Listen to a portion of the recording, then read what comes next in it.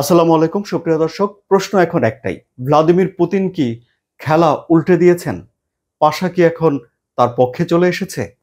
কিভাবে তিনি এই কাজটি করলেন? এর জবাব একটা শব্দে বলা যেতে পারে, বোরেভেস্তনিক। এটি হলো রাশিয়ার পরীক্ষা করা সর্বশেষ ক্ষেপণাস্ত্র, যে ক্ষেপণাস্ত্রটি পারমাণবিক শক্তি দিয়ে পরিচালিত হয়। এবং ভ্লাদিমির পুতিন বলেছেন এটি এমন একটি অস্ত্র, যে অস্ত্র কেউ ঠেকাতে পারবে না এবং পৃথিবীর আর কারো কাছে এই অস্ত্র নেই। আমরা মার্কিন প্রেসিডেন্ট ডোনাল্ড ট্রাম্পের গোল্ডেন ডোমের কথা শুনেছিলাম, আপনাদের মনে আছে নিশ্চয়ই সুপ্রিয় দর্শক। গোল্ডেন ডোম হলো একটা আকাশ প্রতিরক্ষা ব্যবস্থা, যেটি যুক্তরাষ্ট্র বানাতে যাচ্ছে। এবং এই আকাশ প্রতিরক্ষা ব্যবস্থাতে মহাকাশকে ব্যবহার করা হবে, অসংখ্য স্যাটেলাইট বসানো হবে এবং সেই স্যাটেলাইটে মিসাইল স্থাপন করা হবে এবং যুক্তরাষ্ট্রকে এমনভাবে সুরক্ষিত করা হবে যে যে কোনো উড়ন্ত বস্তু দিয়ে যুক্তরাষ্ট্রকে আঘাত করা যাবে না। এটি বাস্তবায়নের পর্যায়ে রয়েছে, কিন্তু এটি বাস্তবায়ন হওয়ার আগেই রাশিয়ার প্রেসিডেন্ট ভ্লাদিমির পুতিন এমন একটা অস্ত্র সামনে নিয়ে এলেন, যার সফল পরীক্ষা করা হয়েছে বলে দাবি করছে রাশিয়া। যেই অস্ত্রটি সম্ভবত এই গোল্ডেন ডোমকেও ফাঁকি দিয়ে আঘাত করার সক্ষমতা অর্জন করে ফেলবে। তাহলে এই যে অস্ত্রের যে প্রতিযোগিতা, সেই প্রতিযোগিতায় রাশিয়া এখন অনেকখানি এগিয়ে রইল, এটি ধারণা করা যায়।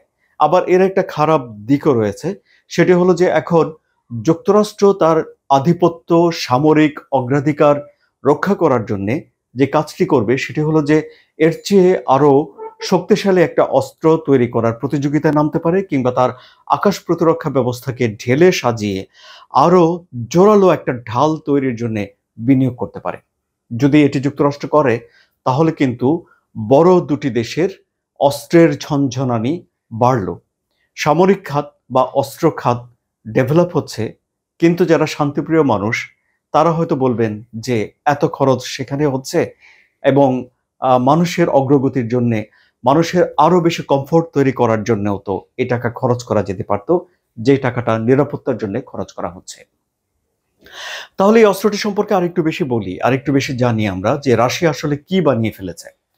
ভ্লাদিমির পুতিন বলেছেন যে বিজ্ঞানীরা প্রথমে তাকে বলেছিলেন যে এরকম অস্ত্র বানানো সম্ভব নয়, এটি থিওরিতেই সম্ভব, বাস্তবে নয়। কিন্তু তারপরেও এখন বিজ্ঞানীরা এই অস্ত্রটি বানিয়ে ফেলেছেন এবং এটি তারা পরীক্ষা করেছেন। এটি 14,000 কিলোমিটার পর্যন্ত এই অস্ত্রটি উড়েছে, 15 ঘন্টার মতো এটি আকাশে ছিল, এবং বলা হচ্ছে যে এটির কোনো পাল্লা, কোনো নির্দিষ্ট নেই।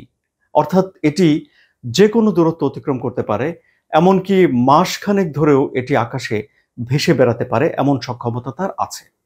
কেন বলা হচ্ছে যে এই সক্ষমতা আছে? কারণ হলো যে এই মিসাইলটি যেভাবে বানানো হয়েছে তা বিচার বিবেচনা করলে তাত্ত্বিকভাবে বা থিওরি থেকে এ কথাগুলো বলাই যায়।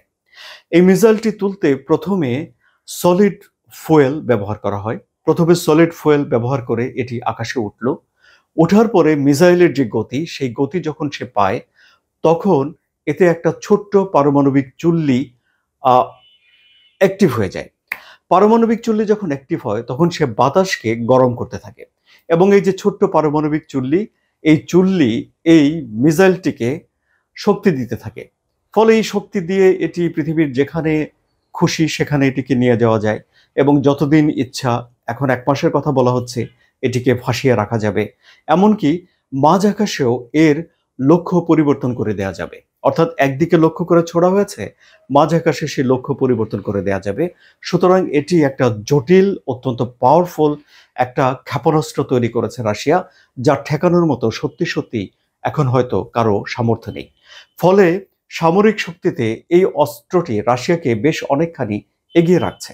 গোল্ডেন ডোম তৈরি করার ঘোষণা দিয়ে পুরো বিশ্বকে যেমনি তাক লাগিয়ে দিয়েছিলেন ডোনাল্ড ট্রাম্প, এখন দেখা যাচ্ছে যে মিস্টার পুতিন এই যে নতুন যেই অস্ত্র বা ক্ষেপণাস্ত্র তা তৈরি করে এখন পুরো বিশ্বকে একটা তাক লাগিয়ে দিয়েছে।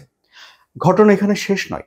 রাশিয়া যদি এই ছোট ছোট পারমাণবিক চুল্লি ব্যবহার করে অস্ত্র তৈরি করার যে কনসেপ্ট, তা যদি আন্ডারগ্রাউন্ড ড্রোন বা অন্যান্য অস্ত্রগুলোতে কাজে লাগায়, তাহলে আপনারা কি ভাবতে পারেন যে এটি রাশিয়ার সামরিক খাতকে কোন দিকে নিয়ে যাবে?